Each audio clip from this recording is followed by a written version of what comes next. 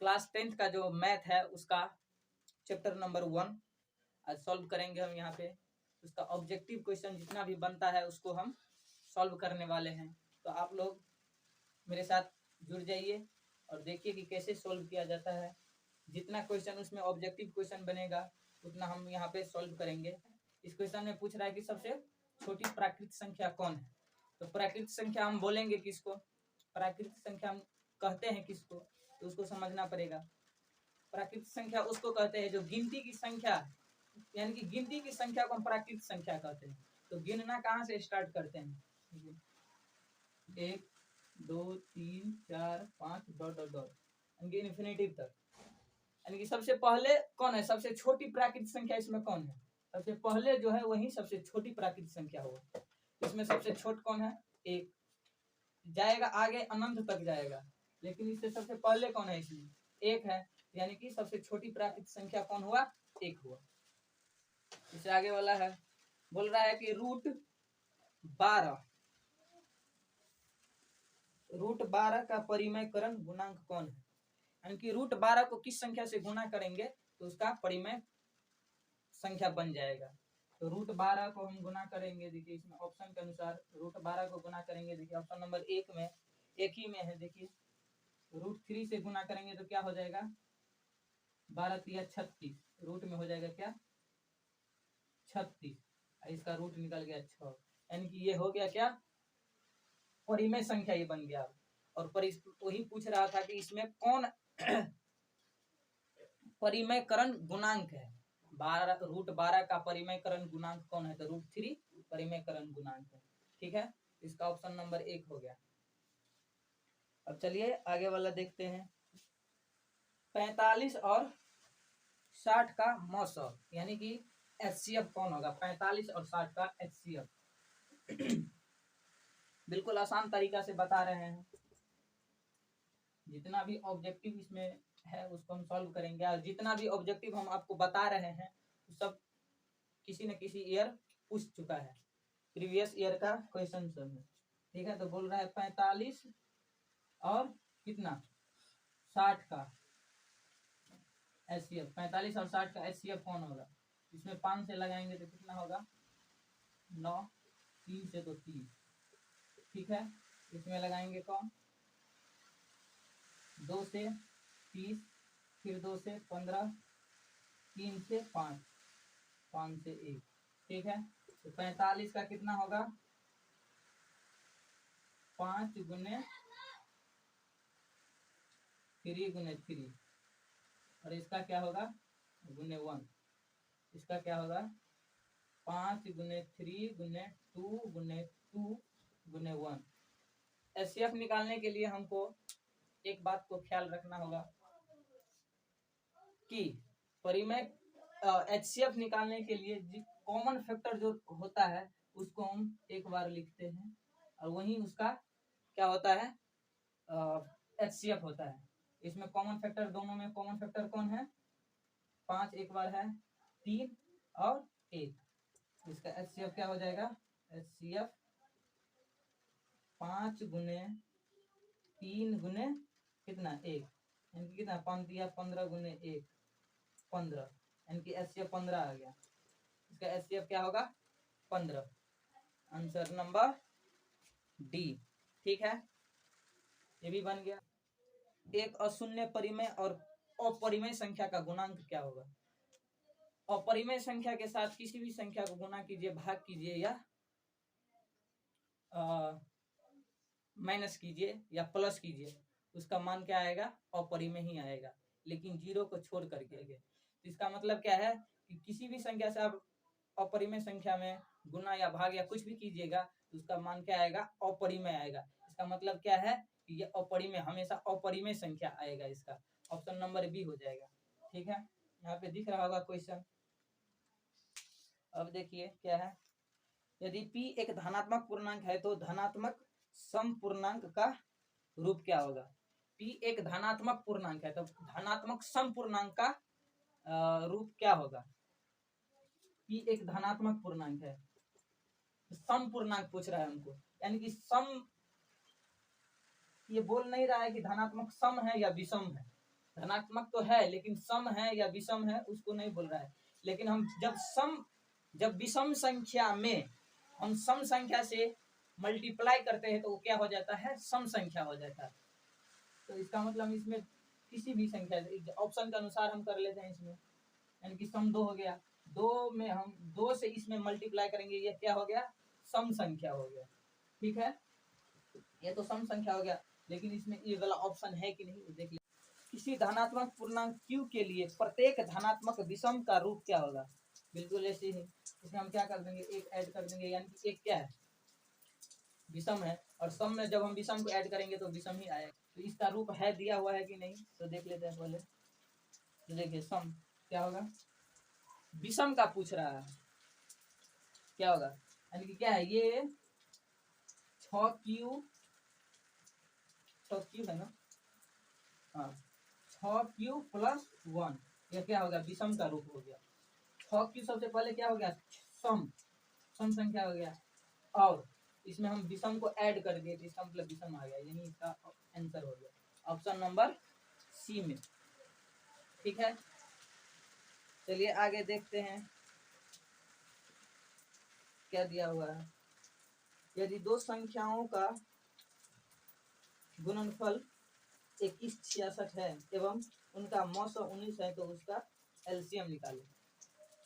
ठीक है, तो देखिए इसका फॉर्मूला होता है, बिल्कुल आसान है, सब कुछ हम बता चुके हैं, जो चैप्टर को हम सॉल्व किए थे तो उसी में हम सब कुछ इसका जो कितना जो कुछ कॉन्सेप्ट है उसको हम सब बता चुके हैं। तो इसको देखिए क्या है, दो संख्याओं का गुणनफल कितना है, तो होता है क्या, यहाँ पे देख लीजिए, यहाँ पे ये होता है फॉर्मूला, पहली संख्या में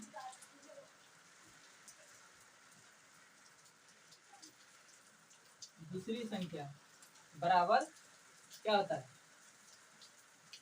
एलसीएम गुने एचसीएफ। ठीक है, तो पहली संख्या गुने दूसरी संख्या, यानी कि दो संख्याओं का गुणनफल दे दिया गया है कितना, 2166। ठीक है, और उसमें से एक संख्या दे दिया गया है कितना, मौसा यानी कि एचसीएफ दे दिया है, एचसीएफ कितना है, और एलसीएम हमको निकालना है, एचसीएफ दे दिया है कितना 19। तो एलसीएम निकालने के लिए हमको क्या करना पड़ेगा, एलसीएम कितना 2166/19, जितना भाग दे करके निकलेगा वही उसका क्या हो जाएगा, एलसीएम। तो चलिए भाग देते हैं, क्या होगा 19 एकम 19, और 2 बच गया, 2 पे कितना 19, फिर से 19 से लगेगा, और यहाँ पे 7 बच गया, इसका 1976 4, यानी कि 114 एलसीएम का वैल्यू कितना आ जाएगा, 114। ठीक है, तो ऑप्शन नंबर किसमें है, ऑप्शन नंबर सी। ठीक है, इसका आंसर हो गया। यदि m एक धनात्मक पूर्णांक है तो धनात्मक विषम पूर्णांक का रूप क्या होगा, वही पिछले वाला, किसी भी सम संख्या में आप विषम को जोड़ेंगे तो वही आ जाएगा, विषम संख्या आ जाएगा। ऑप्शन है कि नहीं, यानी कि इसमें क्या है, धनात्मक विषम पूर्णांक पूछ रहा है, तो किसी भी इसमें दिया हुआ है 4 से, तो 4m हो गया क्या सम, और उसमें विषम को ऐड कर दिए हैं, ये क्या हो गया, विषम पूर्णांक हो गया।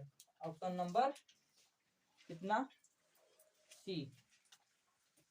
ठीक है, इसका भी सी। देखिए क्वेश्चन नंबर आगे देखिए क्या है,